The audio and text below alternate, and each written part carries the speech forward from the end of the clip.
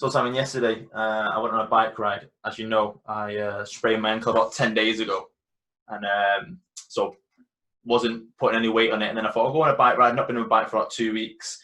Me and Catherine thought we'll just go down the canal until long as we can. We hit around, say, 12 kilometres. And we're in Worsley. So West Manchester from the M60. We passed the M60 sort of ring road.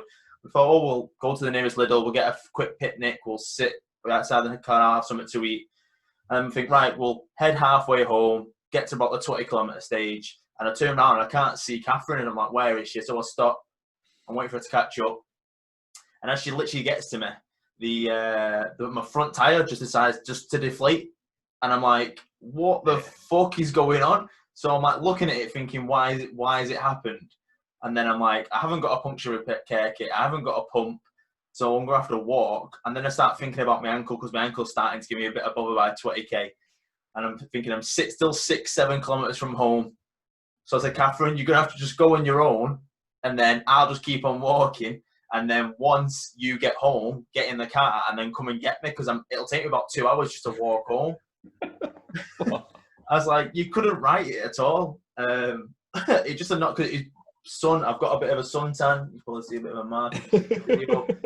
So I'm not complaining, but my ankle's killing today. First time on the bike in weeks as well. Been able to rest it in that tonight or yesterday? Yeah, I rested last night. I bought, you've probably seen on Instagram or Facebook, I bought a pool for the backyard anyway because of the heat. Been meaning to do one for ages, but nothing's ever been in stock. But Argos had one to click and collect like the day or the day after. So just got straight back into the pool. That was pretty warm. The old black bin bags over the water thing to keep it warm for the day. And then just chilled out, had a beer. It's not too bad today, but I just thought you couldn't write it. So what I purposely done yesterday is I bought a puncture repair kit, bought a pump, and that's just going in my bag every time I leave the house now. It's not leaving me. Do you know, like, have you ever tried to change that, repair like a puncture though, roadside? Not for a long time, probably about 10, maybe when I was a teenager. Yeah, like last time I tried that, I made an absolute botched job of it, and it went completely wrong. That's the thing, innit? You don't really think about stuff like that happening. Like, it wasn't like it even punctured; it just deflated. Like, I could see where the air was coming out the tube that you pump it up. And the funny thing is, the last time I used my bike 2.5 weeks ago, I woke up in the morning and it was deflated. So I had a guy come out for me, social distancing, in the front garden, and put me a new inner tube in, and he couldn't figure out what was wrong. So it just must be a front tyre that just deflates. But I bought the new screws for it, so it stops it doing that. I bought the new repair kit. I bought a pump. So hopefully they come today. I'll be able to fix it and I'll get back on the road tomorrow because I do enjoy, obviously I've mentioned the podcast before, on a bike, and obviously my ankle won't do any running right now. Nice. You want to stay off that ankle as much as you can, especially if it's like that. Like, I'm looking at getting my bike out of the shed. It's been in there for a good few years. So it's going to be getting it down to one of these like guys that can service it and hopefully change a few parts in it, because I know both tyres have been knackered, the chain have been knackered, and the brakes have been knackered. So I'm not looking forward to the bill for that either.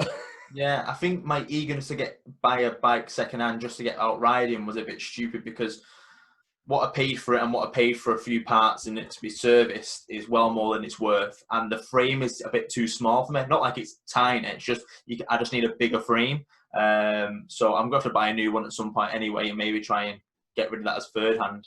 But it keeps me active, keeps me outside the house, and I know that's what a lot of people want to do right now. Fair play, man. It's got to be on, hasn't it? Yeah. Anywho, welcome to the Life and Fibre podcast. Waffling on there, but yes, exactly. It's myself, Jake Cross, as normal, and then Simon. What's your day's been like? All right. Nice weekend, tiring weekend. A lot of walking, a lot of sunshine, a lot of eating. So, yeah, just complete opposite this week, today and yesterday. Did my walks yesterday. Not been out the house today yet. I'm going to go for a walk this afternoon. But yeah, just a slow day today. I think I'm enjoying it. The sun is beautiful at the minute. I'm not complaining at all. I want this sun as long as possible. It's supposed to be changing tomorrow, isn't it? Pardon? It's supposed to be changing tomorrow. To rain? Yeah, partly we're getting rain tomorrow. No one wants to hear this negativity, Simon. And don't shoot the messenger. I'm just passing on what I've heard here. I've heard that it might get a bit more dreary this week, but then by the weekend it starts to pick up again. I'll take that every weekend. Obviously, weekends are real at the minute because both of us are in lockdown or a version of the East lockdown. Each day is the same. Like I said last week, the only way I know what day it is because of these podcasts. We record on Tuesday and Fridays, and that's the only day I know when it is, and it sort of helps me for the rest of it. I don't know if it's like that for you.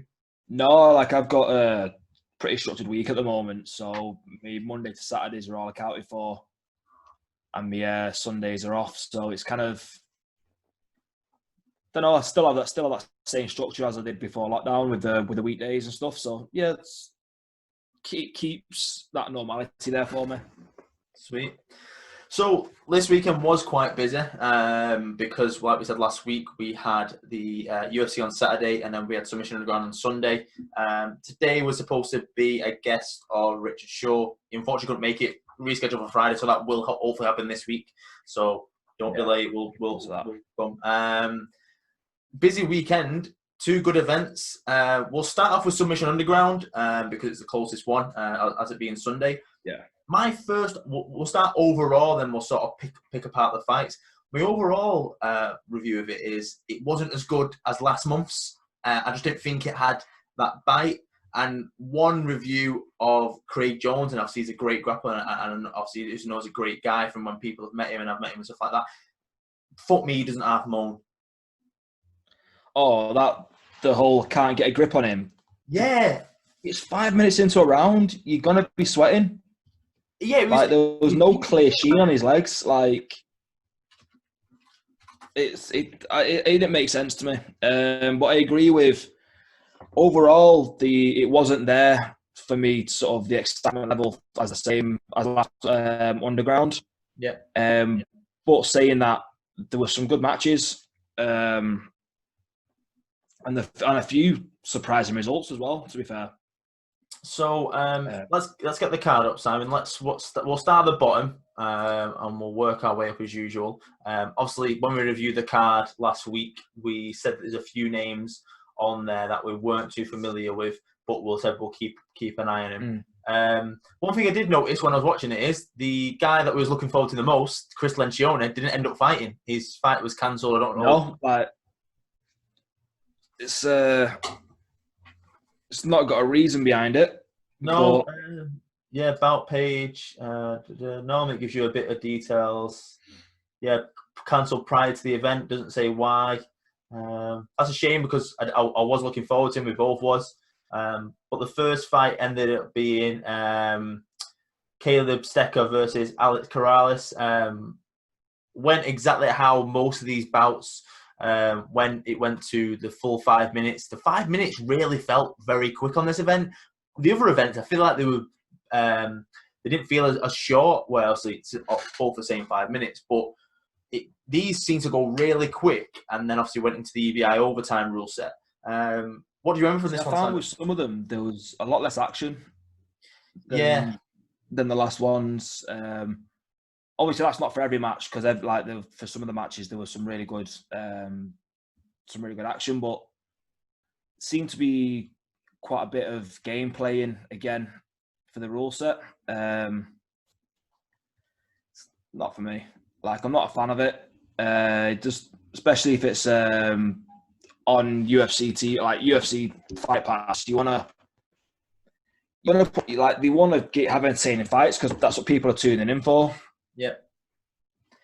This one seemed to be, although most of the fans in this one, the people that played the game in the 5 minutes trying to get to the overtime, not all the time, but most of the time, lost in the overtime. Yeah. So that's one thing I did like from it because it's shown that if you're trying to play the game and the game then goes against you, that is good to see because you should be trying to get that finish. I know at certain levels when you're facing someone like Craig Jones or someone of that caliber, if you try to go to the finish, one mistake, one too much going for it, and it's done, you'll get caught. But yeah, what do you remember from this fight, Corrales and Stecker? It was good. Nothing stand out for me in that one. I think the right guy won, but like there wasn't anything to stand out for me in this one. But no, it was overall it was a good match. Yeah, I liked the overtime more than the 5 minutes. It obviously went to escape time. Caleb got the win. So there's nothing really to more review on that one. We're going to the second one. Did go into overtime as well as his Tobias Baker and Charles Gilpin. Bit more of a fun fight. And then the armbar by Tobias in the overtime. What do you take from this one, Simon? It was a good match again. Like nice armbar by Tobias. This is the one where he got it in the first round, didn't he? And the guy took his back in the end. Yeah, very nice armbar. And you know, I've got to take my hat off to the guy for continuing with what looked like a pretty injured arm after that armbar. Yeah, with this one, I feel like Gilpin could have run a little more in the 5 minutes, which maybe would have given him a bit more confidence in the overtime. But Tobias locked it on quite quickly, and obviously got the tap. Which it's weird with armbars. People say tap or snap, but I think with this way, you're trying to keep as active as possible in the jiu-jitsu scene. You tap and you try and move on to another bout as fast as possible. Yeah, no, definitely. But I guess I can imagine he's looking at it as a big stage, and he's not wanting to give up as easy. And probably with the lockdown being on, he's probably not as training as much. Yeah, so he's got the time to heal. Yeah, not like I think we discussed it last week with Brotherhood. The people are as flexible and as nimble as they are in the full time training. So yeah, that could take into a real effect. Next up was one that Nick Maximoff. I think I've seen him on the Underground a few times. I do like seeing him. He gets the guillotine within the 5 minutes against Adam Fujit. Yeah, I liked this one. I thought the guillotine was on really, really fast, really, really tight. Like we said a couple of minutes ago, Adam was trying to push the pace and trying to pass his guard, or obviously he was sort of in half guard and guard.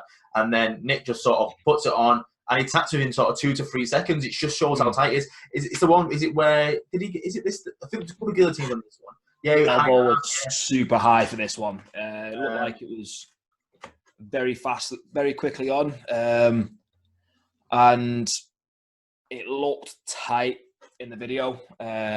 His head was completely down, so he didn't have time to the adage is to put your nose to the mat and try and lift up. He was sort of shrunk over. It was in. It was tight. Is it? Have I got it right? Is it Marcelline? Have I got that wrong on right? What's it? If I'm honest, mate, I'm not too familiar on the. You're not coach. You should know more than me. It's a guillotine. It's a guillotine in my books. Whether someone's effect, I think it's just a different grip that Marcelo takes. But yeah, I think it looked like a guillotine. I'm not too familiar on the difference between a Marcelo team and a guillotine, if I'm honest. I think.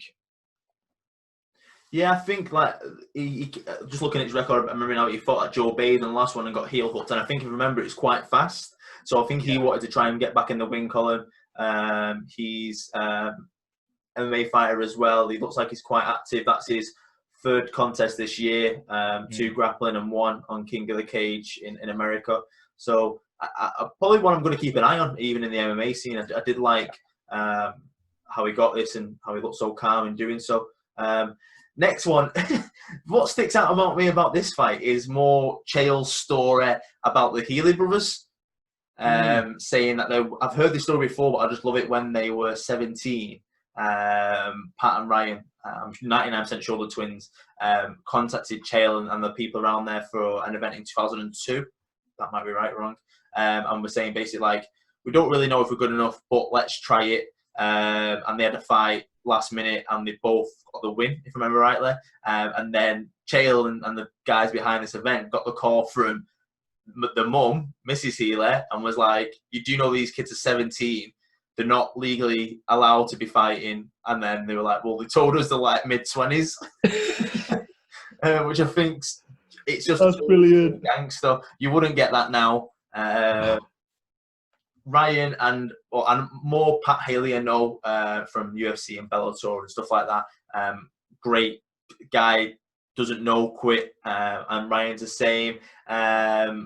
He faces definitely a very grapple-based opponent in Brian Euro, as Chael said, the guy in the blue. That's what he kept on saying, the guy in the blue. I like this fight. A lot more fast-paced action compared to the other three. What did you think? Yeah, no, I enjoyed it. The armbar was quite a nice one as well at the end. But there's a lot more action in it, a bit more pace. And as Chael pointed out, one of them was quite kind enough to give us blue shorts so we knew which corner he was in. Yeah. I agree. You can never tell he leans more towards MMA guys because of who he is. But up to now, I did enjoy this fight the most, and it made me feel like, right, hopefully he can turn around. The next one we went into was a gi match. Do you know what? This one caught me completely off guard. I did not I knew the card, but I didn't actually expect it to be a gi match. Yeah, it's the gi. The gi in a cage is very, very alien. It shouldn't be in there. Obviously, there's a rarity of some bouts can be very good. But I think because of the action we're looking for in these sort of events, the gi does slow it down. It wasn't a bad match. The overtime was cool. If I remember rightly on this one, was really nice. Chael was talking about the arm being trapped, his right arm, and he had the collar choke. But yeah, good finish, very high level. Any thoughts on it? I really enjoyed this one. I thought it was quite a very technical match. And it wasn't as slow paced as you kind of expect most gi matches to be. Yeah. And like familiar, like you said, like the gi in the cage, I wasn't quite sure how it would work. And if they had entrance music, I'd have absolutely loved it if one of them came out to that song G and a Gi.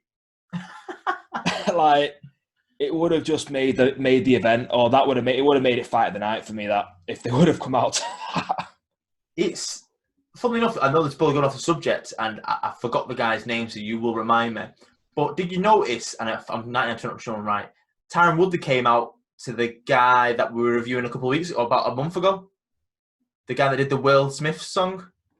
Oh, did he? Yeah, the one that you recommended on where is it the girl that gets run over? Joanna Lucas. Yeah, I'm 99% sure he came out to that song. I'll have a little Google of that. But yeah, I think that's probably a good point. That they should come out to music. And on the normal subs, they do, don't they? They come out to music. I'm not too sure, to be honest with you. I think maybe it could be with just due to some licensing issues, as we know, like a lot of music execs are really sort of like clamping down a lot more now on songs being used outside of outside of the license points, which is right in all fairness. But yeah, it would be nice to sort of have some sort of entrance, but at the same time, that adds more people into the mix, which then adds more people that could be at danger if there's any contamination. Revenge by Joyner Lucas. Oh. Yeah, I knew I was right. I'll send you the link now on the chat. It's by MMA Junkie. Seem to do all the walkout songs for every event, which is pretty cool. Oh, that's pretty cool. So back to the underground. So Joseph McKay got that collar choke in overtime. Good for a gi bout, no complaints there. No. Then you had Roberto Jimenez versus Don Stoner. Very fast match. Yeah. Jimenez got the triangle. Don wasn't happy with his performance. You could tell straight away. What do you think? I really enjoyed it. I like the utilization of the straight arm lock from within the turtle, from within the triangle as well. Yeah. And I was quite surprised how Don Stoner didn't really fight for his posture when you could sort of see the triangle coming on, and from the angle you couldn't see whether Jimenez was controlling his posture. Yeah. But I was quite entertained with the triangle attack with the shoulder and elbow attack as well. And for me, it was a really nice finish. I think it was probably the arm attack rather than the triangle choke, which resulted in the win. The way he trapped Stoner in the triangle was beautiful to see. And literally, once he decided, right, I'm locking it down, Stoner just knew he wasn't getting out of it and tapped, and I did really enjoy that. And this is the guy that we're reviewing that's beat Keenan previously, so we knew how high level this guy would be. So I'm glad he's got the win there. I've just checked my notes. I forgot that we wrote these down to the results. So we both picked Jimenez on this one. Going back, I picked Baker, which I got right. You picked Gilpin. I picked Healy. You picked Noro. And we both picked Maximov. So I don't think... a few matches with changes, like Stecker and Corrales. That wasn't on last time. And we looked at the card. McKay and the Gee match wasn't on there. Let's have a look. The next 4 are, so we'll see now. We're 1-on-1 against each other right now. Well, I was quite happy with. I was quite surprised with the finish for the Holy and the Alexander match as well. I thought Alexander was going to land the leg lock when he first went for it, and Holy just pulled out. I think it wasn't a steamer lock that he got on him. Stuffed the toes, wrapped it up, and went for it. And it was really, really lovely. But I genuinely thought that Alexander was going to come away with it the way that he got into the leg lock. He was deep, wasn't he? Holy did well to get out of it and then obviously get his own toe hold back on this one. It just shows sometimes when you think any sort of leg lock is locked in at this level, it's done. Or people are going to get something hurt, like we did see at the last event with Vinny Magalish. The injury report, spiral fracture on his fib. Yeah. What, Magalish?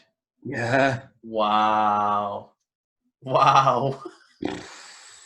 So I mean, that level, it's literally that level of legs is tap or snap. Yeah. And I'd rather walk. I'd tap it any day of the week, but I'm not there. I'm not their level, and I'm not making the money.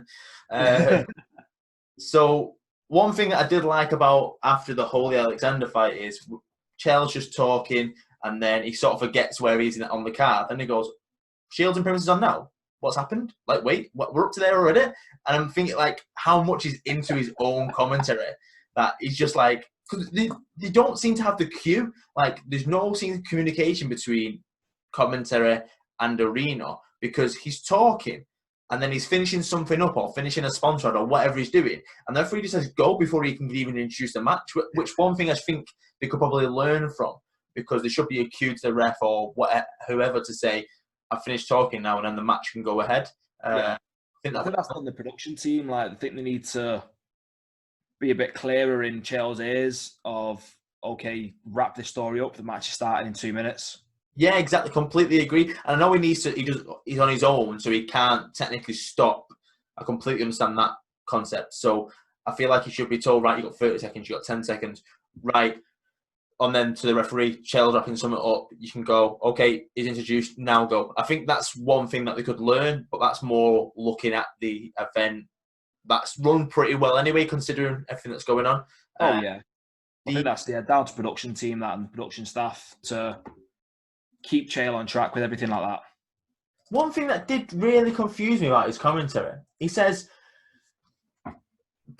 he introduced Primus as like the guy that beat Chandler for the belt, even though it was an injury. He didn't even mention the injury, and I can get Chael's sort of look on that because if it went into a second round in the Chael versus John Jones fight, Chael would have been champion because of the dislocated toe, because it was completely out, and that would have been the same concept, and that would have made him champion. I completely agree with that. So I understand why I didn't mention that. But then he goes, then Primus passed it back to Chandler, and he's undefeated. And I thought, no, Chandler beat him. Like, he's undefeated apart from that fight. But don't try and woo around that he passed it back like, oh, I didn't win it in the best circumstances. Here's a belt back.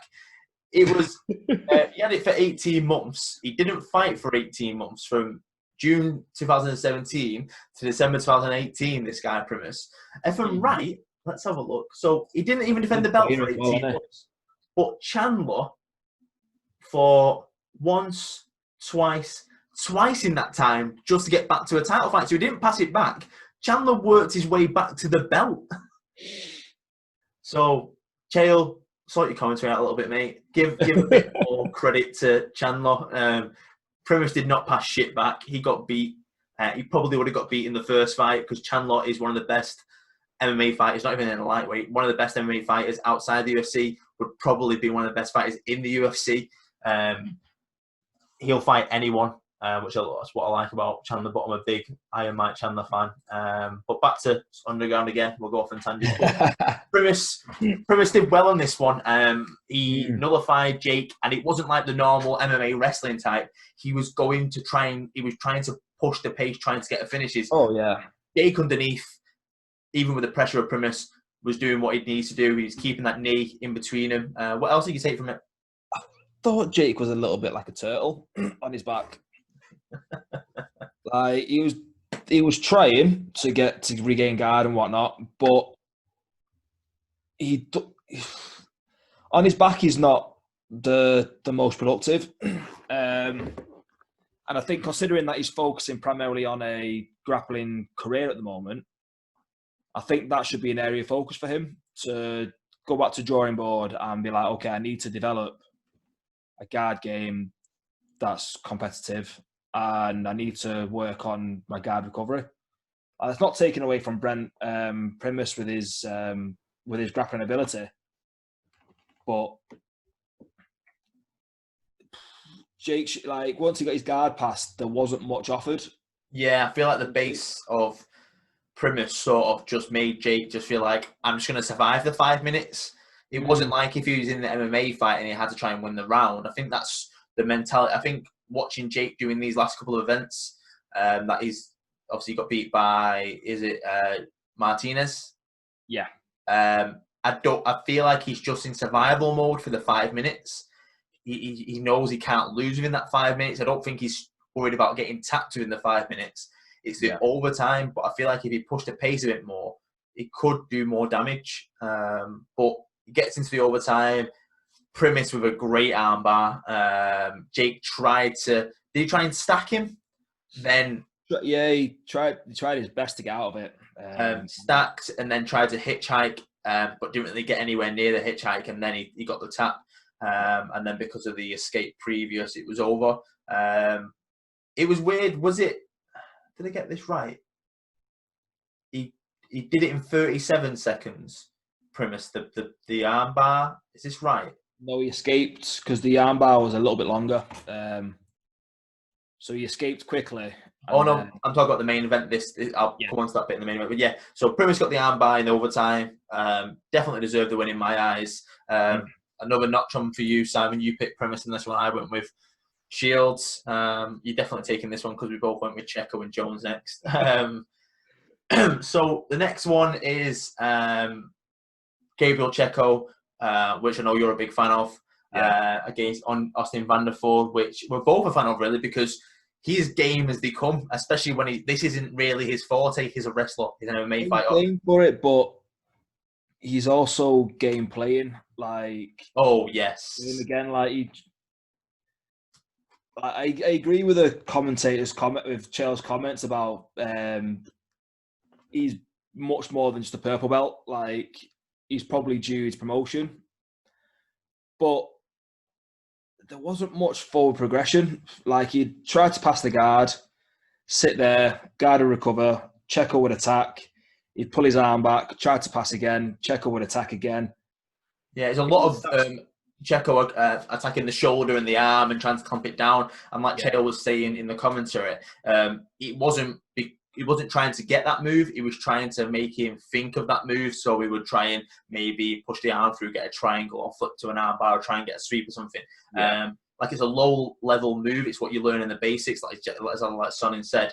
But it nullified Austin for a period of time where it made Austin think, right, I can't just stay here, because if he stayed there, Checo's at the level where he will start to move things forward. Yeah. It went into That's it. Like, I think he did enough just to shut down Checo and see the 5 minutes out for me in that match. I understand it from a competitor's point of view of I don't want to get beat. Yeah. But in the same light, it doesn't make for an entertaining match. And your co-main event to Jones and Rocha, there's going to be a lot of eyes on you. You want to make a statement, and you don't want to make that statement by game playing and then trying to win in overtime. That's my thoughts on it. Yeah, I think maybe if you looked at the game plan, he beat Martinez in the last one. Yes. The exact same game plan. But it worked for him. So maybe don't go away from that again. Maybe that was his mindset. And I do don't break what's working. Obviously, a second time round, it's not worked on this occasion. I think Gabriel's maybe a bigger, higher level, someone stronger than Martinez. Martinez is more that 10th planet, slippery sort of, he will catch you in most things anyway. Martinez is a very, very good grappler. And I think you underestimated Van der Voort's explosiveness and strength. Whereas Checo, he experienced that in the first round and made the adjustments in the follow-on round for the escape. So I'd like to see Van der Voort come away from the game playing. Maybe just look at trying to attack, like whether it's just passing the guard and getting to an advantageous position. Yeah, I feel like he's confident with the overtime because one, his strength and explosiveness, and if he can lock the arm triangle up, he most likely will finish most people. Whereas if he tries to do it in the 5 minutes and burns his arms out, he's going to struggle with defensive and offensive in the overtime. Maybe that's his thoughts.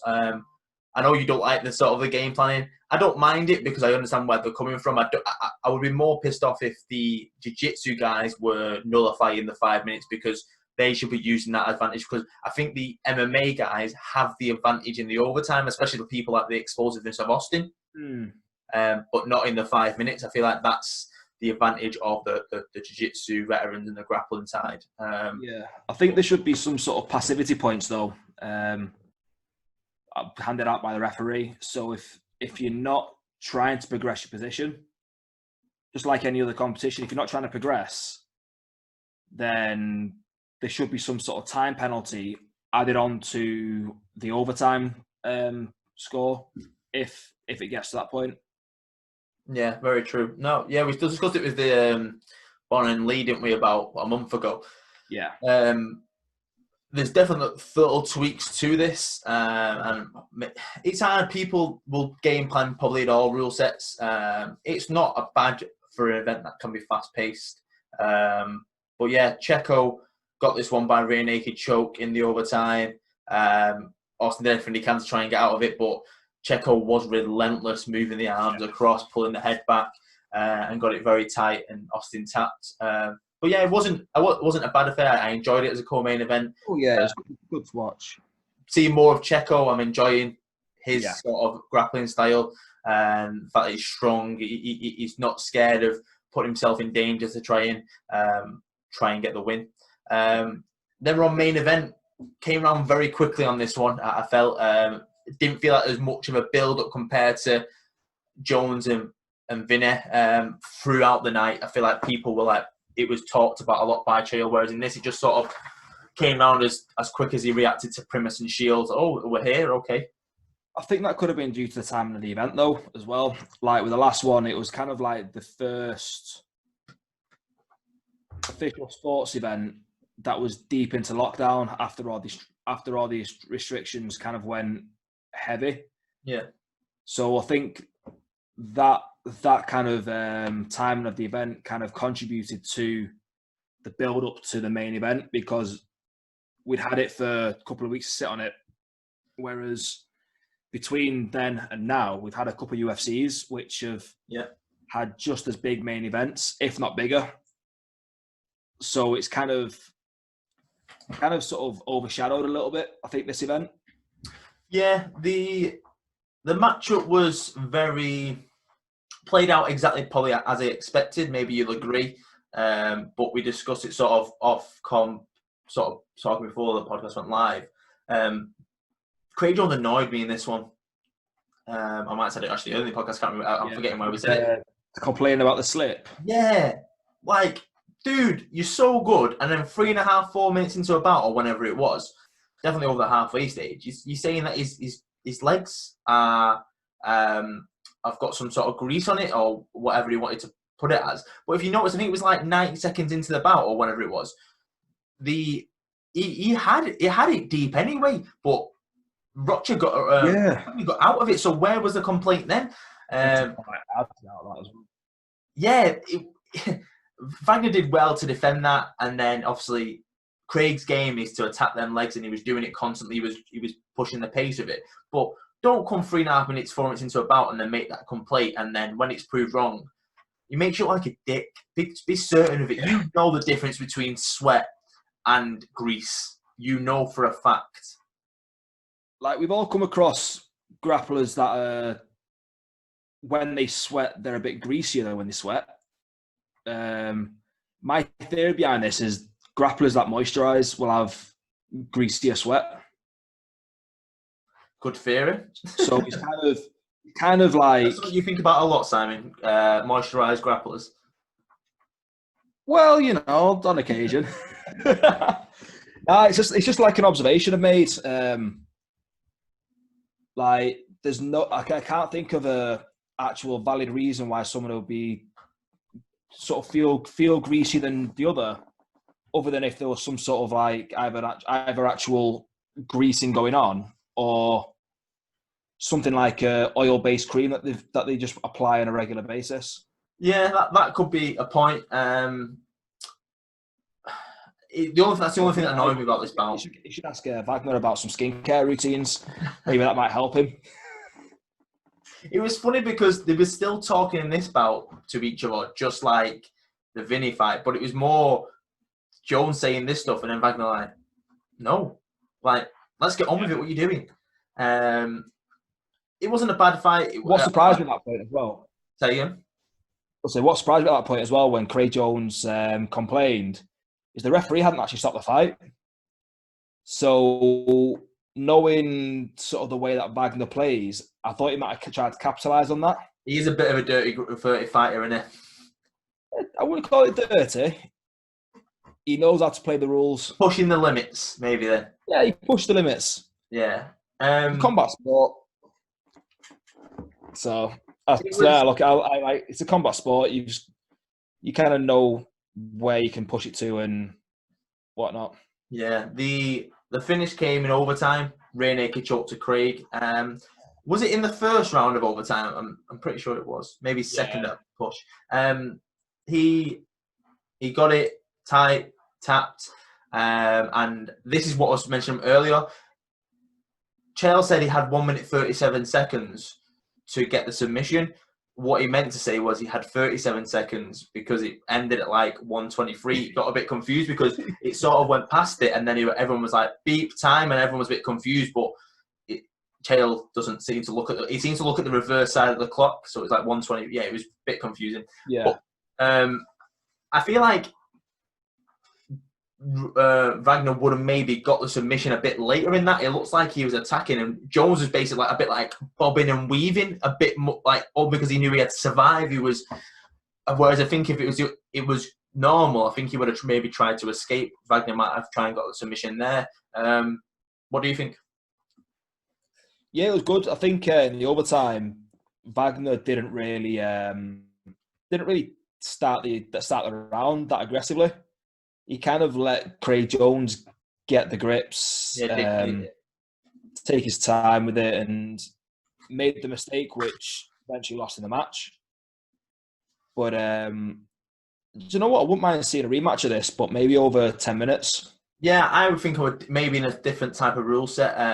The one-on-one under this rule set, I think that's right now. I think they fought previously in the one-on-one under this EBI overtime rule set.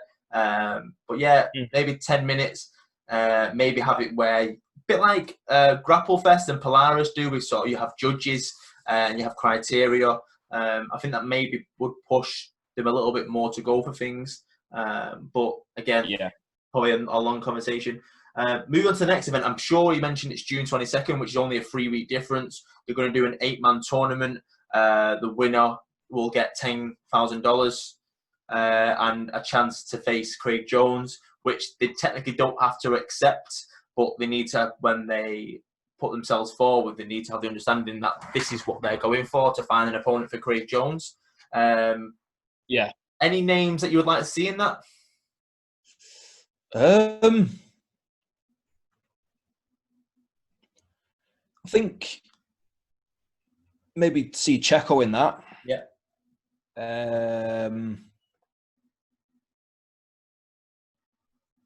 Can't think of any others that sort of stand out. I presume it'll be some sort of open weight.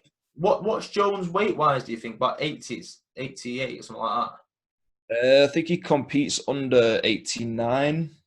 So I was going to say maybe something like Primus might have been pretty good. Maybe see what. I think he's light heavy, actually.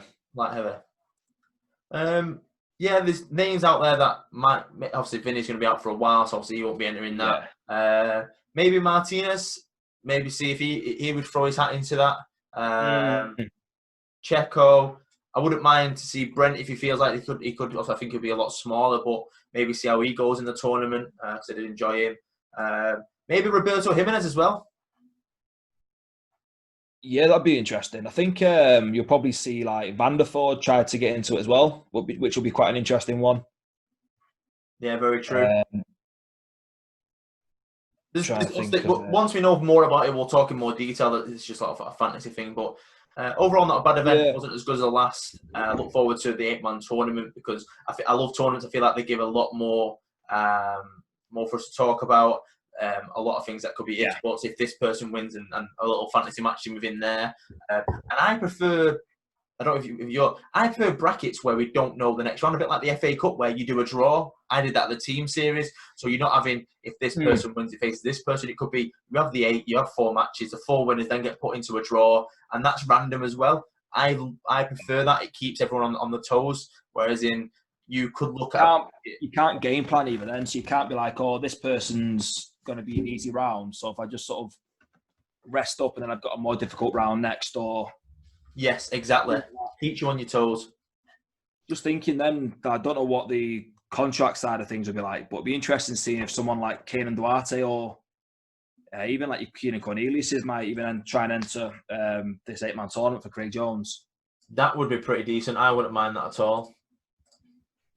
So, next up, we will be talking about UFC on ESPN 9.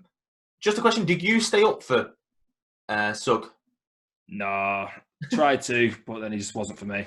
So, I didn't watch Sug till yesterday afternoon. I was amazingly, I didn't see any spoilers at all, even though I was on social media a bit in the morning. So, I was happy about that. But I watched all of UFC live till 5 in the morning. Wasn't my intention at first. I got to like 11:30 and I was getting a bit tired. And I was like, I watched the first couple of fights. I prefer to watch the early prelims because they don't record on my box. They're on obviously Fight Pass, so I like to get them out of the way, and then I can just watch recordings later on if we fall asleep. But from our predictions, and I spoke about this before, I think before we went live, the only change from our preview was the Roosevelt and Brock Weaver for my bets. That's the only change I made from Complete 11 when I reviewed it more. So we'll get into that. The one thing that kept me up is that I was getting them right, and I was like, oh, I've got bets on here. This is a bit more. And Catherine's asleep next to me. I'm just like trying to keep quiet. But I enjoy this event, even though it was under the radar, and we talked about a lot of the underdogs. The underdogs definitely dominated this card. We'll start with the first one. We had Gutierrez and Vince Morales. We both went, well, more so you agreed because you had no clue who these were. To be honest. I do little notes on these, more UFCs, because this is my game. I prefer this. I enjoyed this. Great performance by Gutierrez. Leg kicks were brutal and dominated. Vince... he did it. The leg kicks. Poor sod, he couldn't stand on his legs. He tried to switch stance. The bruising was brutal. And then in the second round, the referee stepped in and was like, no more. Give the guy a break. Gutierrez looked very, very good. I do a sort of thing when I review the performances where I give them sort of mark out of 10. Gutierrez got 10 out of 10 for that fight. He was amazing. Wow. I know you said before to me that you only watched it at the Jamal Hill. Yeah. I think the commentators pronounced it as Jamal. Okay, so Jamal Hill and so that's all I've sort of said with it. Yeah, but that at the undercard, that's the prelims. That's the only match that I could tend to watch, just because I was looking forward to seeing the fight again. Yeah. What I'll do quickly then, just for the listeners, I'll quickly go through the fights that Simon didn't watch, and then we'll get into the ones that Simon did watch and talk a bit more about him. So the next one was Casey Kenny and Smoker, and this is the first fight we sort of talked about in the preview that maybe the underdog's going to come out on this one. And we're both right. Casey looked very, very good in this fight. Smoker didn't look bad, though. He got caught in the first round, TKO, latter stage of the first round. My review was Casey got 9 out of 10 in my performance, but Smoker was 8 out of 10. He just got caught. Casey looked composed, very, very great power in his hands, and then got the finish with the guillotine, sort of like a bit of a scramble. But Smoker looked very good, brilliant with body shots. I think his long-term fight plan was to wear him down with body shots, a bit like this Miocic in the Daniel Cormier heavyweight title bout last year. Wasn't lucky and got caught. I feel like Smoker is still one to watch, though. The next one was another underdog, Louis Smoker. One that we thought was like a last-minute entry, didn't we? Yes, Louis Smoker and Brandon Royval. So Brandon's still on the contender series from what I know in 3 weeks. Obviously, that could change any minute. What a great fight from Brandon.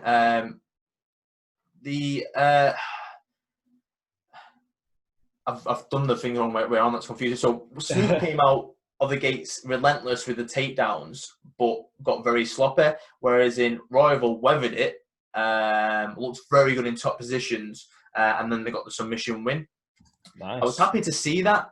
Smoker, I feel like he's Tim Elliott. You mean for game? Sorry, Tim Elliott for this one, was it?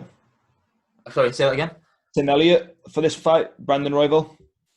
Oh, sorry, yeah, Tim Elliott. Yeah, you're right, man. The stats of what I'm up at. So Tim Elliott and Brandon Royval. This is when it was getting late for me. So yeah, Tim Elliott looked very sloppy. His first round was to a point where coming into the second round, he was gassed. He had nothing left. He slowed down considerably, and then Brandon Royval overtook it. Weathered it and then got the submission win. I'm going to enjoy watching Brandon going forward. I feel like for his age and his experience, he's got still a lot to learn, but he could get towards that title shot at some point in the next few years. So Brandon was probably my favourite fighter of the whole event. The next one was the one that you watched. I'll let you talk about that one. So Mr. Hill and Mr. Ebru. Yeah, quite enjoyed this. Sort of watching him, you can sort of see he's very sort of green to the sport, but he's very unorthodox, and that's sort of that finishing combination with a knee and the ground and pound to follow up with was just really well executed. I thought Clidson would have posed a bit more of a threat to him, but no, he come out very unscathed, and I like his energy as well. He's sort of ready to go for anyone, and he called somebody out, didn't he, straight after the match in the interview? I can't remember who he called out, but yeah, I think you're right. Oh no, sorry, I'm thinking of Roosevelt Roberts, sorry. Oh yeah, he called out a guy that he was supposed to fight last month, which I'll quickly look at now. Well, we'll talk about it when we get to that fight.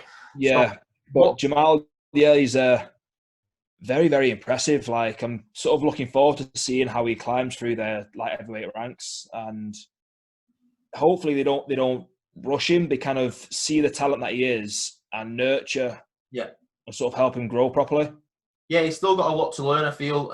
My notes are for Clidson was he just stood in front of Hill and was dropped twice. you could tell that he would have been strong on the ground, but didn't even try and shoot him for a takedown. I feel like he was mesmerised by the speed, range, and power of Hill quite quickly, and definitely one to watch going forward. I just feel that Hill's cockiness, or confidence more than cockiness, might be his downfall long term, because when he's in the cage, he could get a bit flamboyant and stuff like that, where I think when he goes up the ranks, I feel like someone could catch him out because of it.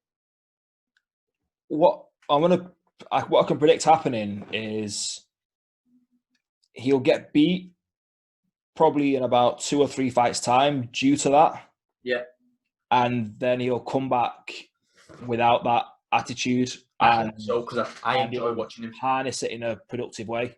No, I agree with that. I think you're right. I think him climbing the ranks, obviously this is his second fight this year. I can see him fighting at least 2 more times this year. He's still young, he's hungry. He'll want to sort of put the statement maybe onto the top 15 by 2021 and fight the right guys. It's funny because the first 4 fights I had by decision. That was my prediction. They all finished by second round, first round, second round, first round. Then you get into the fifth fight, the first fight where I had Rodriguez winning by TKO in round 2. I enjoyed this fight. Apparently, from the commentary, I don't know if you didn't see this fight, did you? No. Rodriguez called Gabe Green out probably maybe a year ago in the independent circuits, basically saying that they're both from the same sort of area. I want to fight Gabe Green next. It never came to fruition. I think Gabe got injured.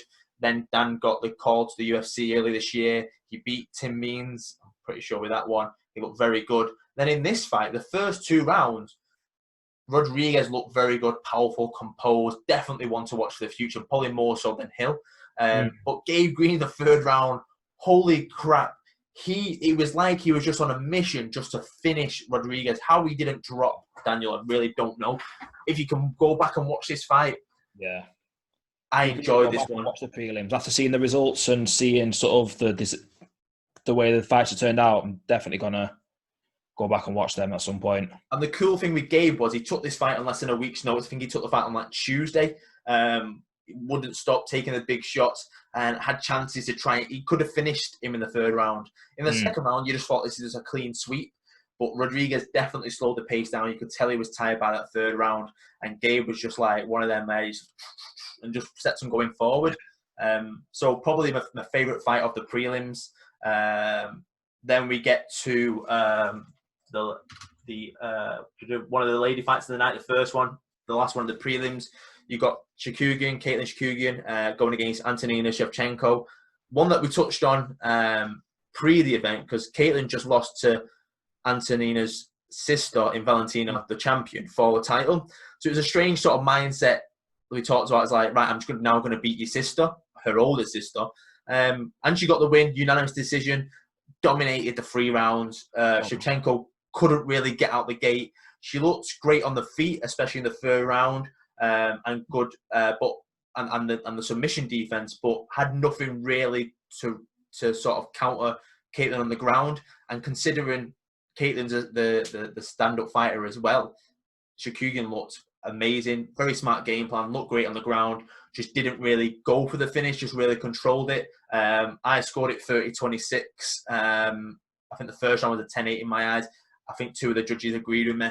But it's not like Shevchenko wasn't in the fight. She just didn't really get going until the 3rd round, a bit like the Gabe Green. But that brings us up to the prelims. Up until this point in my bets, I'm 6 for 6. Nice little 30 quid in the account on my betting app. And then obviously I bet on all 11. So I'm like, oh, this is getting interesting now. It's like 2 in the morning. I'm getting into it. Then we got onto the main card where you join us, Simon, Mackenzie Dern and Hannah Cyphers. Talk us through what you thought of this one. Do you know what? I was quite impressed with Mackenzie's resilience in this. Like the way the match started off, I thought Mackenzie was going to be in for a tough night. Hannah Cyphers came out strong. Dern came out just as strong as well. But when she dropped down for the leg lock and the knee bar, she went for that. She hunted for it and she got it. How strong did Hannah look? Very strong. Like she seemed like with the clinch, she was just thrown around. I think I think with Mackenzie wanting to keep the fight on the ground, after watching this weekend, her wrestling needs to have some serious improvements, or at least develop a confidence in her wrestling. Yeah, she's got it there. Because she could have took the fight down to the ground a lot quicker if she had that in her bag. Yeah, I liked Hannah Tyson in this one. She's 0-2 for the year. She got beat by Angela Hill earlier this year, but Angela Hill is a top 10 fighter. Mackenzie Dern, at what she does, is probably the best in the world in the women's division.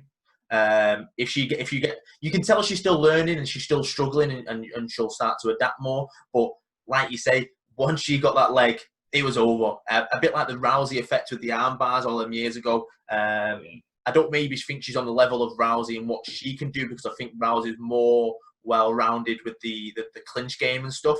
Oh, 100%.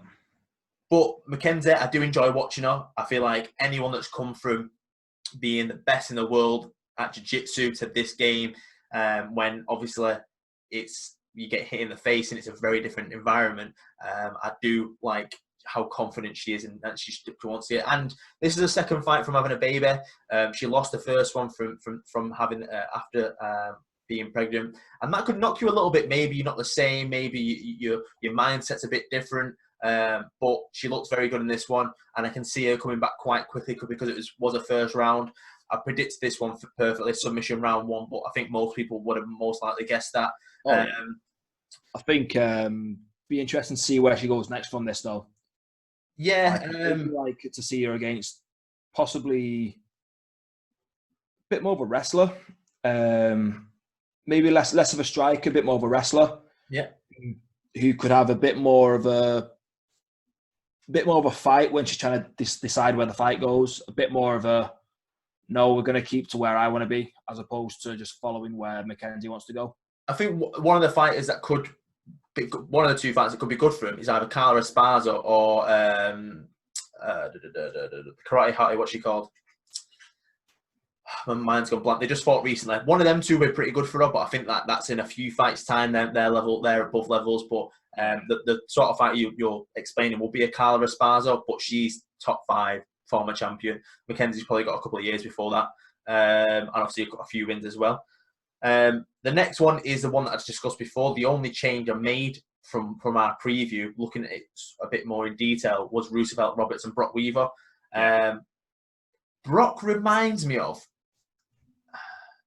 like a more polished Chris Lieben.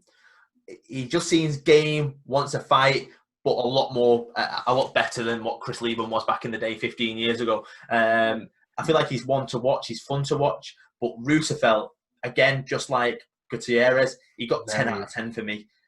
Great performance, so calm, uses his reach to perfection, speed, power, and very, very good on the ground. Whereas in Brock, good fighter, he's just been unlucky. The two fighters that he's been up against are very, very good. Yeah. I would like to see him probably step down a level. He probably wouldn't, because he's a good fighter. Maybe step down a level, fight someone maybe on his level, and maybe get that confidence and that W and get that experience. I feel like he will be a fighter that can grow. But Roosevelt, he's on a stormer. What do you think of it, Sam? I agree. I think Brock really, really impressed me with the way he come out the gate. But Roosevelt was such an impressive performance, great composure, great finish. And I'm excited to sort of see where he goes in the ranks. I'm not sure who I'd like to see him fight next.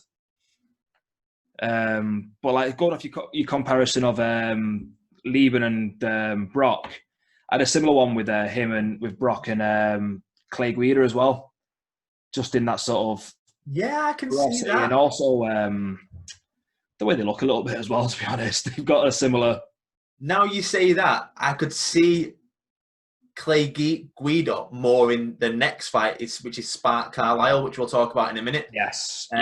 But yeah, the shout-out was on this one, and it was for Matt Frivola. They were due to fight 25th of April, because obviously that went on with COVID, that bout was cancelled and things were moved around. Matt's good. He beat Lou Pena, who's in the Ultimate Fighter by split decision. And Louis very, very good, and was one that was sort of coming up the ranks. that's good. 8-1-1 is for Vola, and Roosevelt's now 10-1. I think the matchmakers will probably look forward to that fight as well.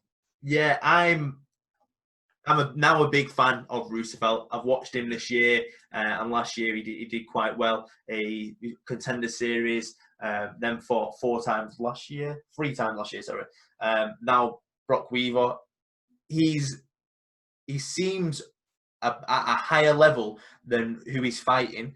That's definitely a major thing I took from it. But that's not his fault. He's working his way at the rankings. I feel like he could fight a top 20, top 15 guy and do very well.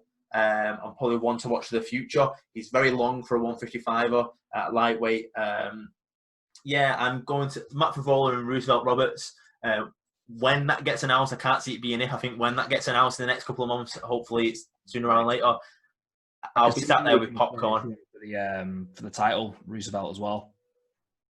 No, I can see that. I can see that, like, depending on the state of the lightweight division when he gets there. Yep.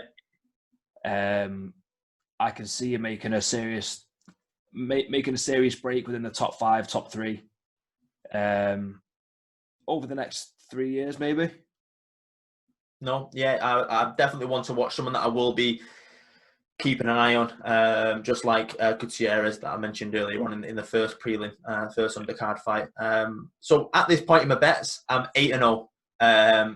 It's on Bet Victor, so I couldn't cash out. There is a betting appliance, betting out there, so just not Bet Victor. I had a couple of quid in there. So stepping in the cage was Spike Carlisle and Billy Quarantillo.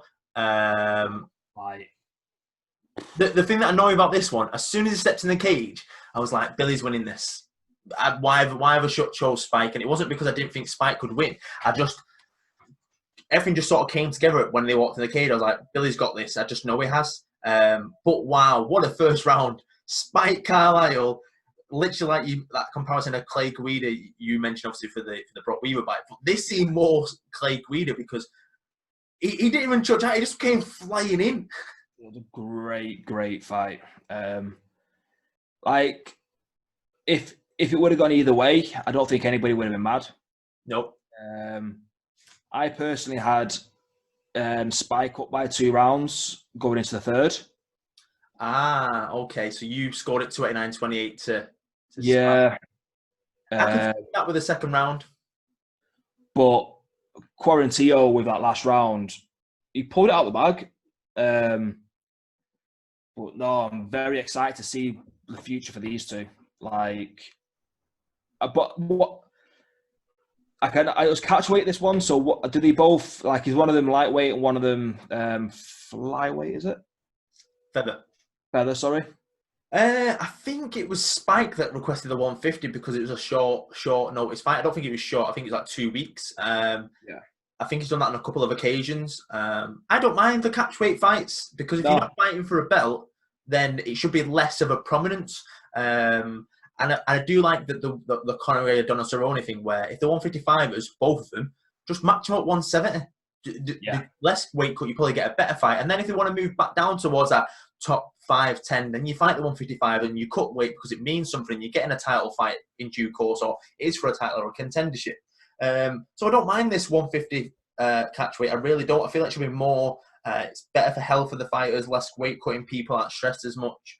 But yeah, Spike fights like a madman. I had them both even, a 7 out of 10 in my eyes. I feel like they've both got a bit to learn, but came out the gates flying like a madman. So fucking strong.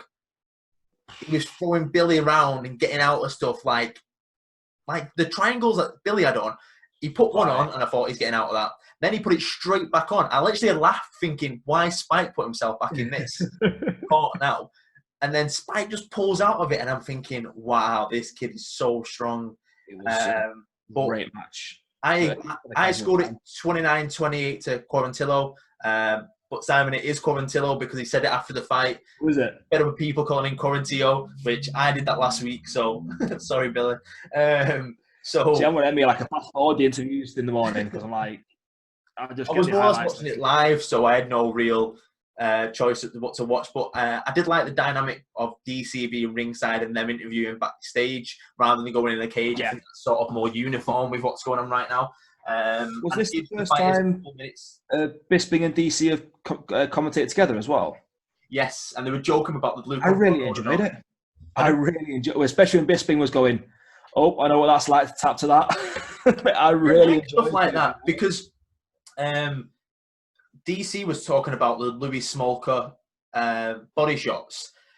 And I thought he can use this to say it's a good game plan because I got beat by body shots with Miocic. That's what weared me out. But he didn't. Whereas in Bisping joked about getting beat by Rockhold and stuff like that. I think that's just the difference in the humour, though. I think Bisping's got that typical Manx self-deprecation humour. Yeah, I was listening to DC and Hawani last night, this morning, a podcast from yesterday, and they were talking about them two how like working together. And apparently Luke Rockhold keeps on saying to Carmen, saying, "Oh, new best mate, have you? Selling me out," stuff like that, which I think is quite cool. Because obviously there's always going to be a bit of a rivalry between Rockhold and Bisping because the one-on-one, he took the belt off him, and obviously the other shit went on with that. But Bisping's retired now. He don't give a fuck. He's not going to fight again. But this fight was fight of the night for me. Yes. And considering we had the Rodriguez and Gabe fight, which I recommend Simon and everyone else needs to watch as well. That's a great fight. Billy and Spike, fight of the night. Amazing to watch. I scored it 29-28 Quarantillo. You scored it 29-28 Spike. I could see it either way. It was definitely the second round that was the difference. Yeah. First to Spike, third to Billy, and in the middle round. Second round, yes. He grinded out the win, Billy, and that's what the commentators talked about as well. He grinded it out, he weathered the storm, and I feel like if he can weather someone like Spike, he's got a long way to go. Whereas in Spike, I think he just needs to learn to pace himself a bit more because he's that strong and he's a good fighter as well. He could go far himself. I just think he might be his own worst enemy. Yeah, he just doesn't know when to quit, though. Yeah, I think that's. I think he needs to learn when and how to pace himself. I think. Yeah. So 8-1 now. That's my first loss. So my 300 per bets out the window. But I had another one in there where if Woodley got the TKO, then it would have been like 120 quid. But we'll touch on that in a minute. We're on the co-main. After a fight of the night, it was the lull. Sakai and Ivanov didn't really do it for me. It was a fast-forward job for me, to be honest. Yeah. Well, the notes that I've got, Ivanov wrestling is his strength and didn't really utilise it. But he can stand and trade. Sakai, he's a big guy for a heavyweight. He reminds me sort of like the Bigfoot sort of, obviously not as tall, but the Bigfoot sort of the wide. And he's got great power. He's got good stand-up and speed for a heavyweight. And I don't mean speed in just his hands. He could move around the octagon. He'd be sort of making Ivanov work for anything that he was going for. But I think Sakai would struggle with the top 10 of the division, maybe even top 15. I scored it 29-28 Sakai, and that's what it came out with the judges. Nothing really to talk about with that one. No, just the amount of battery he used to fast forward over. Then we get onto the main event. Right, before we get into what happened with Woodley, go on. We've got to talk about how amazing Gilbert Burns was. Like, Tyron Woodley's obviously got his performance issues, but we've got to celebrate the performance of Gilbert Burns here. I 100% agree.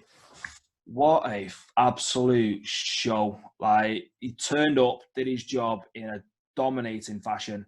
Now, for me, if he's not in that top 5, top 3 matchup next, someone needs a slapping in the UFC matchmaking offices. I think the only problem with that welterweight division is it's so stacked and there's so many people with pull, I would say, like Masvidal, like Conor, Usman. I don't think Conor's got the same pull anymore, you know. No, I think if Conor wanted something, I think he'll get it. That's I think the problem with it. I don't agree he should be getting a title shot. I think he needs 1 or 2 more at welterweight to get towards that belt. But yeah, Burns. I wasn't surprised at his performance. I was more surprised on Woodley because I feel like we discussed last week, I think Tyron Woodley's downfall was he doesn't have that oomph anymore. That when he was building up towards a title, and this is what we were worried about, where he's finishing people and looking very strong and dominating. He just doesn't seem to come out. He was awful against Usman. He was just as bad here. Yes, he got caught in the first round, and he did well to sort of manage the 5 rounds. But he didn't. He knew he was losing every round. The first round was definitely a 10-8. He didn't look like he had that sort of, right, I'm down, I need to win. He just sort of went through the motion, which annoyed me a little bit. And Woodley, after the fight, said he doesn't know what is missing. He doesn't know what's wrong. I feel like he's been at the pinnacle. He's doing other things outside of the octagon, the movies, the music, etc. He doesn't need to prove himself anymore. And I think the longer he does this, he's going to put he's going to hurt himself, maybe physically and mentally. But he's one of the best. He was in talks to be the GOAT or the best. He's better than GSP at welterweight, which could still be an argument. I think Usman is had that hunger that Woodley had a few years prior. Maybe the 15-month layoff didn't help Woodley. I would like to see him there at least one more time. I think he's achieved what he's set out to achieve, and I don't think he's got anything now motivating him to get back to the top. He's 38 years old. In MMA terms, especially in the welterweight division, that's retiring age, if not outside of top 10 age. He's got his punditry settled in. He's pursuing his music career. Like you said, he's acting. I think he needs to either change his team up, get a psychologist on board who can address the issues that's going on within his camp, or retire before he damages his legacy anymore. Yeah, I'm trying to think who, because I would like to see him in there at least one more time to prove to himself and maybe to other people that he's not got it anymore, or maybe as a retirement fight. I wouldn't mind him facing. I don't know. I'm trying to think who's on that level. Not a step back, but not in the same pace. It's hard. Like he's fought the who's who: Till, Maya, Thompson, Lawler, Gastelum, Don, Rocha, Condit, Koscheck, Shield, Tyron, Marquardt. I guess it might be the one for that. Another Gastelum fight. I think he's more middleweight now. Michael Chiesa. Oh, that's not a bad shout. That would be the one for him. But again, it's a very dangerous fight. Like Chiesa's ranked 8th. Woodley's still at the top 4. Like, I think if he does take another fight on board, he needs to have a serious word with his team, serious word with his family as well. Do his family want him to go out there and take another punishment like he's done for the last 2 fights? Do you think we maybe get the Woodley-Colby fight because Colby's now left ATT? I think that might be enough to fire him up. And it would be great to see that fight. Yeah. So I don't like disparaging fighters because they've got in there. He was world champion too much, but I feel like he does need to speak to himself a lot. He does need to speak to his team about what's next. But yeah, again, like we said at the end, let's praise Gilbert. Mate, he 19-3 now. He's taken out Mayo. He's taken out Woodley. He even dominates the grappling scene as well. The kid has got everything to put Usman in difficult positions. Everything to put Masvidal, Conor, Colbert, whoever's Nate, Nick, whoever you want to talk about in that division. Gilbert, it would put them in positions where they would struggle and probably get the win. Who do you think would be next? I'm thinking maybe a Wonder Boy would be a good fight for him next. No, I think maybe like the way that the welterweight division move at the moment will be Masvidal versus Usman title for the next. Yeah, and I can see a Covington versus Gilbert fight next, and the winner of that one then fights the winner of Usman and Masvidal. I don't see Colby taking that Gilbert fight. I don't see him taking it, but I think it makes sense. Yeah, I think sense and rankings, I agree. But I think in that fight, Gilbert wins, and I think it's a lose-lose for Colby anyway because he's put himself on this sort of platform now that he's in the top of the division. He's always going to be fighting for a belt. He's always going to be a main event, and I think Gilbert's sort of a step down because of the name value of and Colby is a name now. Gilbert's obviously getting his name. That's why I don't see Colby taking it. Should he take it? Fuck yes, you're a fighter. You should get. I don't get the people that say no to fights. I think he needs to have this fight to earn the title shot again. Yeah. Like, for me, Usman won that one decisively. Against Woodley? Against Covington.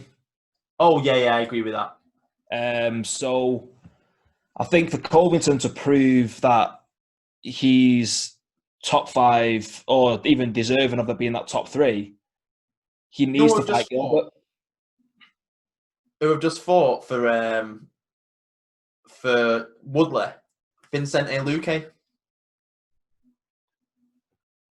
I think that's a bit too far of a drop down. You think so? Yeah, like he's like Woodley's not going to take a fight outside of the top 10. And I think the safest bet for him there is a Diaz or a Chiesa. I'm glad you said that top 10 because he's ranked number 11. Oh, he's 13 on a UFC. Oh, Luque is? Yeah. I've got him as 11 on Tapology. But yeah, you might be right. I just think the way maybe dropping down and coming up and stuff, a bit like Matt Brown did for a while. He took on the newcomers. But all in all, not a bad card. I enjoyed it. Not at all. I went 9-11. I wouldn't call the Gilbert an upset, but definitely on betting odds it wasn't seen on the betting pattern. But happy with the event. I can't wait to see a lot of these fighters again. Hill, Roosevelt, Billy, Spike, Gutierrez, Royval, Gilbert. The list goes on. There's not really many people I don't want to see fight on that card again. Maybe not the Sakai and Ivanov as previous, but maybe styles make fights, don't they? Yeah. We'll round up then with a quick preview. We'll just sort of give our little thoughts on some of the matches. We've got 12 fights this weekend for UFC 250. Main evented by the women's featherweight champion, Amanda Nunes, against Canadians Felicia Spencer. Thoughts on that one, Si? I'm just looking forward to seeing Nunes out there again. Yep. She really entertains me to watch the fight. I'm not too familiar with all time, isn't she? What's that? The greatest of all time in the women's MMA history. Yes, like the thing is, like with that conversation, people always throw in Cyborg and your Ronda Rousey. Now, for me, Nunes is leaps and bounds beyond there too. Yeah, I think the Ronda thing is definitely right. I think what Ronda did for the actual sport, is commendable. But if peak Ronda for peak Nunes, I don't see Ronda coming out of that fight. Yeah, I agree with that. A bit like the Woodley thing. I think Nunes. Oh no, less so like the Woodley thing. Ignore that. Nunes takes this. Felicia can give us some difficulties without a doubt because she's a featherweight. She's a natural featherweight, whereas obviously Nunes fluctuates between depending on 135 and 145 champion. If she defends this 145 belt, she becomes the first woman to defend 2 belts simultaneously, which has only been done by DC and MMA. So that'll be good to see. Obviously, Cejudo did it as well, but he vacated his flyweight title. So to do it as a first woman and she's still active, she wants to still keep on defending 135 and 145, which I think is good for the women's MMA because it's more of a scarce division. So I feel like constantly trying to find the opponents for Cyborg was a problem. Constantly trying to find opponents for Rousey was a problem. Whereas in now, if she's fighting 4 times a year, every 3 or 4 months, and then she's coming back to each division sort of every 6 to 8 months, it's about the right time for the women's division. It can grow, you can get new contenders. And I think that the featherweight division definitely needs that more than the bantamweight division. Yeah. Well, you got to look at it as well, like how long does it take before other type, like in the other divisions, does it take for a title fight to come around? Sometimes it's once a year. So if she can keep active at least twice a year, like in each division, she's doing the belt justice. Yeah, you mentioned that about once a year, and I've always had problems with that. I feel like a belt should be defended at least every 6 months within reason. I think that should be written in contracts. If you don't defend it within 6 months, unless you're booked for a fight or you're long-term injured, then I think basically an interim title should come into it. And I think the only interim title, I think, because there's the promoter in there, it helps push events. But I have a big problem with, funnily enough, I've got a replica UFC belt behind me. I don't like the fact that it's the old one. The fact that when like Colby won the interim title and stuff like that, it's the exact same belt. It should be silver. It should be the exact same model, but should be silver. Like I know this the silver title, the diamond title in boxing and stuff. That's the only thing I'd like about that. If you're the silver champion or the interim champion, you have a silver belt. I don't like the fact that Colby was walking in with the belt saying, "I'm the true champion." You're not. You wasn't. That belt should be there as sort of like it helps the division prop it up for now until the champion returns, and then that silver champion then gets unified with the gold champion until the champion can defend, and then that silver title just keeps on getting defended until the champion come back into it. If you get to 12 months and like you Dominic Cruz, where you can't defend the belt after 12 months and you're not booking for a fight, that's when it should be vacated, and then the silver champion becomes a gold champion. That's the way it should be. No, I agree with that completely. I just don't think it should be the same belt. It really winds me up that just puts the main belt. It just means nothing. It tarnishes it. Yeah, you name it as an interim. Even name it as the interim silver title. I don't give a fuck what you call it. The WWE have something called the Universal title, which is horrific. It doesn't matter what it's called. Just make sure people know what it means. You'll have less people biting back at too many interim titles. Unless you are a promoter that needs to generate revenue and buzz, then it's not a bad thing. UFC has maybe 12 to 14 champions overall now because of all the weight divisions, something like that. Whereas in boxing, you have one belt per division. Whereas in boxing, it has fucking 90,526,221. That's how bad it is in boxing. Then there's the weight divisions in between there for every £2. Yes, it's every 2 to 4 pounds. I think it's every 4, but yeah, you're not wrong. That's what if you had every £4. Wow. It's not even worth talking about. The point is, it should be a silver interim title if it's needed. Mm-hmm. And I think on some occasions it is needed. If you can't defend your belt within 6 months, you should. I think in Nunes is sort of like an asterisk because she's defending so much. Dana's always said, we'll only let you fight for a belt outside your weight division if you're a champion, if you agree to defend it. Nunes has proved it. If she would have won the featherweight belt and didn't go back to bantamweight next, then I would have said stripper. But she didn't. She's gone like that. And I like this. This is why I love Nunes. I love her work rate. She's just great to watch. Like, yeah, she's just I'm excited for it. I don't know many people on the rest of the card, if I'm being honest with you. The few names I recognise, but Nunes headlining it, I'm excited about it. Yeah, let's quickly go over the card as quick as I can. Evan Dunham, veteran. Herbert Burns, up-and-coming featherweight.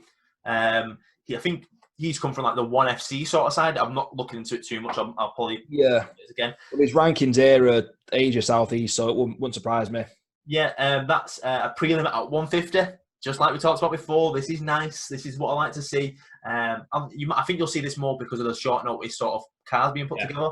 But that's a good fight. The next one, I only know Devin Clark, Alonzo Menifield. I've not seen yet. I'll look into that one. Jose Formiga, Alex Perez, 125. This could be fight of the night. We'll probably talk about it more in the week. Maybe we'll talk it more with Richard later in the week. Yeah. I like that fight. Charles Bird and Maki Patolo. Don't really know too much about these two. Cody Starman and Brian Kelleher. Brian, I think this is his third fight this year. I think so. I think and NVR. Oh no, never mind. So Cody Stamen, he's he drew against that Yedong Song in December, which was a good fight. I think Yedong had a point deducted though. Whereas in Brian, he's 2-0 this year. He only fought on the 13th of May, so it'll be good to see someone that's fought 3 times in 6 months already this year, which is amazing. What else have we got? And considering he was out for over a year before that, Then you got Ian Henich and Gerard Mershart. If I pronounced that right. I know them both, but I won't make any comment on that just now. Then the next fight I like, Alex Caceres. Obviously, everyone knows him from the Ultimate Fighter, the guy that came in with the, is it Bruce Lee sort of yellow onesie against Chase Hooper. That could be fight of the night as well. You got the return of Sugar Sean O'Malley, Mr. Weed, Mr. Does what they've said and what the fuck he wants. He's been out for a while against Eddie Wineland, veteran. Fought for belts. That's a great fight. Anthony Rocco Martin against Neil Magny. Neil was on a tear until recently, beating the who's who in that division. That's nice. Then the top 3 fights really could paint the picture of the vacant 135 division, or sort of the next 2 anyway. Aljamain Sterling and Corey Sandhagen. The winner of that could face the winner of Sunshine Garbrandt for #1 contendership. Aljamain and Sandhagen, I have no idea who's winning that fight. What a fight that is. A Sunshine and Garbrandt, have they fought before? Let me just double check. I know they've been around each other with TJ Dillashaw. That was a common opponent. Yeah. No, they've not faced each other. I can see. No, TJ is the common opponent. I see a Sunshine winning this one. Okay. I just think all round he's just better. But Cody, he can bang with the best of him. He can knock people out. But we'll probably review it in more detail on Friday. And then we've also got Nunes and Spencer. It's a 12 match fight card. We've got a lot to look forward to. I think there's a UFC. Let's have a look. Let me quickly get it up. Every weekend this month. So we had last weekend.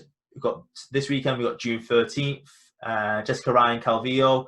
Then we've got Blades and Volkov the week after. Then Poirier and Hooker, which is an amazing fight.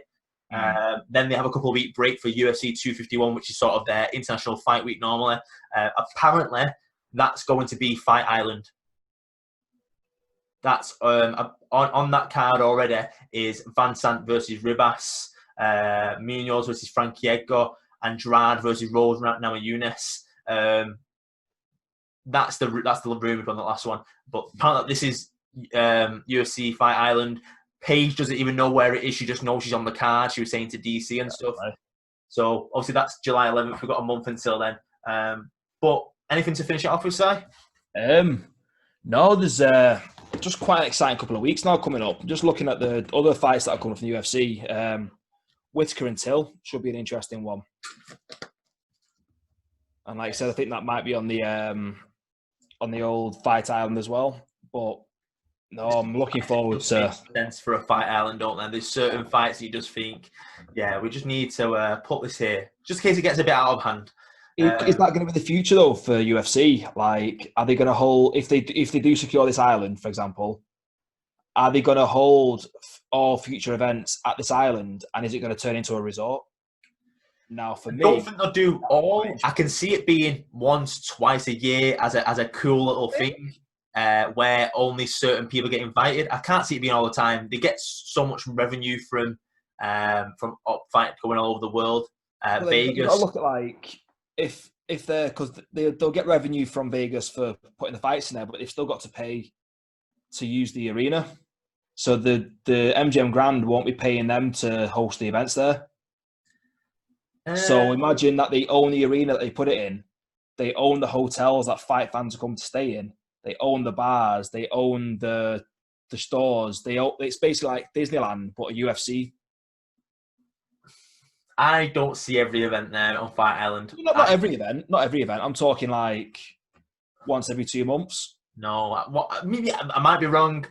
My thing is once a year, maybe twice at a push. If they ever do it again after the first one, I don't know.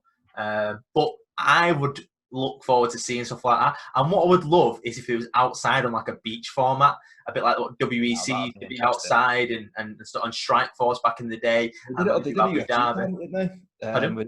With a fight for the soldiers. Yes, they have. I would love to see, as long as the weather's right, and obviously you've got to think into loads of things like if the sun's on you, that can obviously cause, to get a bit ill with sunstroke and stuff. So obviously that was looking into with maybe a cover and stuff. I think that'd be cool, something outside, something really cool on your own fight island. And I would love it to be like, you say there's 1,000 people capacity when it all reopens. That's the max capacity, where you've got all celebrities going. Plus, some fans can like try and win these tickets to go to Fight Island. I think that would be a good little adage, but we could talk about it. We'll try and get a few guests on. We'll talk about it in detail. Well, that's it for this week. We've been going an hour and 45 minutes. Look at that.